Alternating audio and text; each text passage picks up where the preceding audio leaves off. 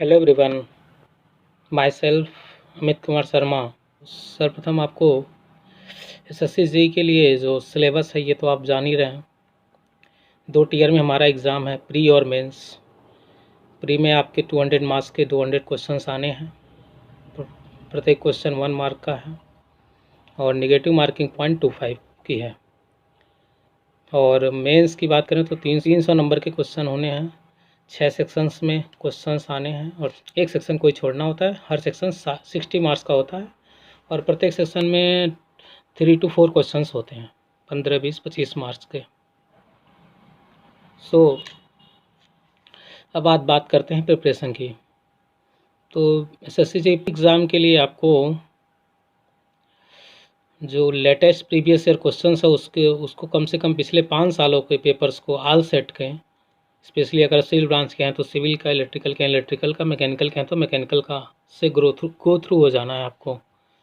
इससे आपको एक आइडिया लग जाएगा कि क्वेश्चंस किस लेवल के और कहाँ कहाँ से पूछे जा रहे हैं। गो थ्रू हो जाने के बाद आपको, स्पेशली अगर टेक्निकल की बात करें तो सिविल ब्रांच के टेक्निकल में आपको तैयार करना है लगभग टोटल 10-11 सब्जेक्ट हैं आपका। तो सबसे पहले आपको ये जो वेटेज के हिसाब से अगर मैं क्लासीफाई करूं तो एस्टिमेशन एंड कास्टिंग आजकल ज़्यादा वेटेज है, 10 to 15 मार्क।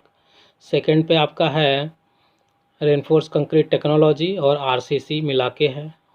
और building material and constructions, building material construction से भी 10 से 12 क्वेश्चंस, रेनफोर्स कंक्रीट टेक्नोलॉजी और आरसीसी, ये तीनों टॉपिक एक दूसरे से मिले जुले हैं। इन तीनों को एक साथ तैयार करें।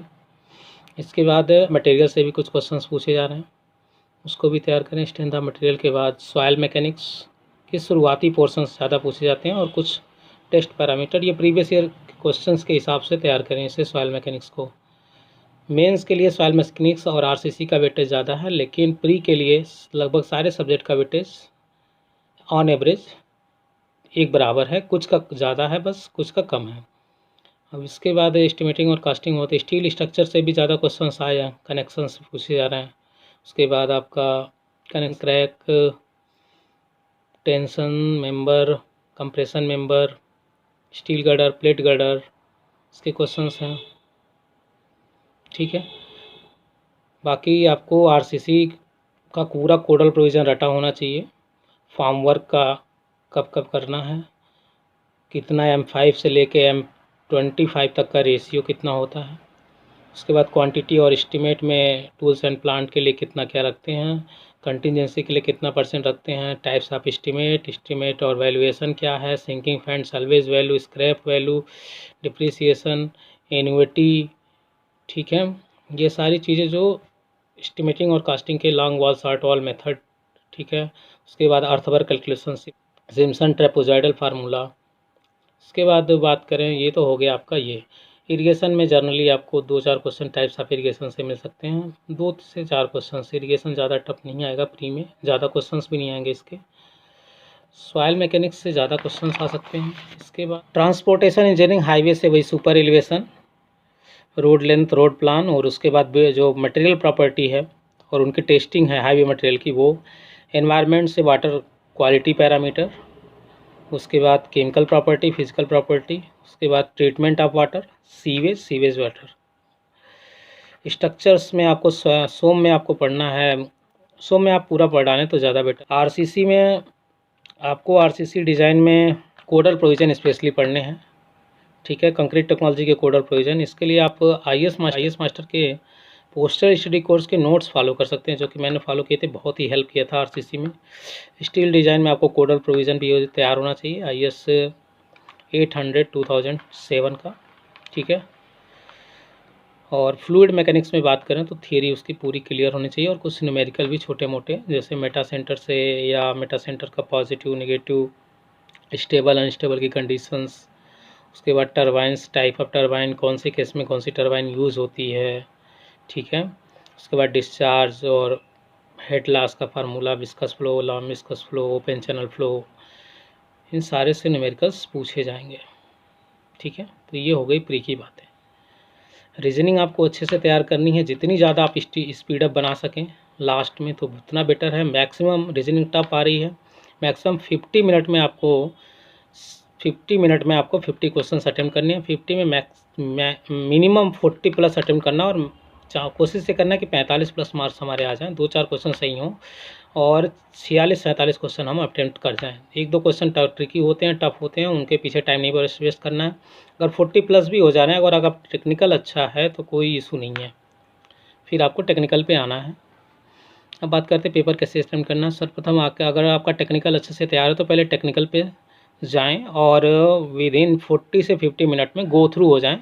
जो इजी क्वेश्चंस लगें उनको करते जाएं। जो थ्योरी क्वेश्चंस हैं और जो इजी कैलकुलेशन के क्वेश्चन मिल रहे हैं उनको करते जाएं। तो मोस्टली आप अगर आपका टेक्निकल तैयार है तो आप देखेंगे 50 से 60 क्वेश्चन अटेम्प्ट कर जाएंगे।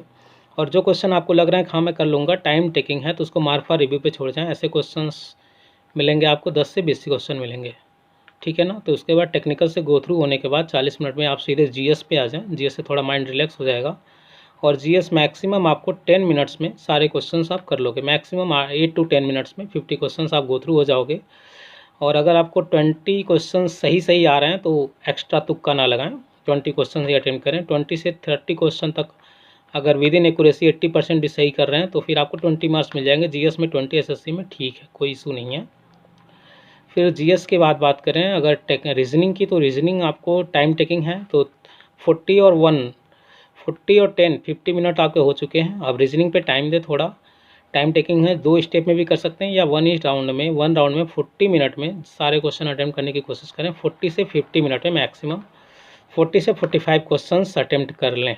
कोशिश ये रहे कि आपको 40 प्लस रीजनिंग में श्योर हो जाए, ठीक है। देन आपका 40 प्लस 10 50 और 50 100 बचा हुआ 20 मिनट आप टेक्निकल पे दें। जो भी मार्क फॉर रिव्यू है उसको सॉल्व आउट करें और सॉल्यूशंस बना के उनको कर लें। तो इस तरह से आप देखेंगे कि टेक्निकल में आपका अगर 70 के आसपास अटेम्प्ट है सिविल ब्रांच में तो दैट्स गुड, और जीएस में 20 अटेम्प्ट है, 20 से 30 दैट्स गुड, और रीजनिंग में 40 प्लस अटेम्प्ट है, दैट्स गुड। तो 140 प्लस अगर आपका अटेम्प्ट है विद इन एक्यूरेसी तो दैट्स गुड। अगर आपका 150 प्लस चला जा रहा है दैट्स वेरी गुड। अगर 150 प्लस विद इन एक्यूरेसी है तो आपका सिलेक्शन पक्का है। प्री एग्ज़ाम में मेंस के लिए आपको लिखना ही लिखना है। तो ध्यान ये रखें ये बातें, और किसी क्वेश्चन पे ज़्यादा पैनिक ना हो। कुछ डेटा वाइज क्वेश्चन, कुछ इरेगुलर इरेलीवेंट क्वेश्चन आ सकते हैं जो कि आजकल पूछे जा रहे हैं साल दर साल 2-4 क्वेश्चन, तो उससे डीमोटिवेट ना हो। पेपर के हिसाब से ही क्वेश्चंस करें, आइडिया लग जाएगा पेपर किस तरह का है और कितना क्वेश्चन करना चाहिए सिलेक्शन के लिए, प्री एग्ज़ाम के लिए। Okay, thank you.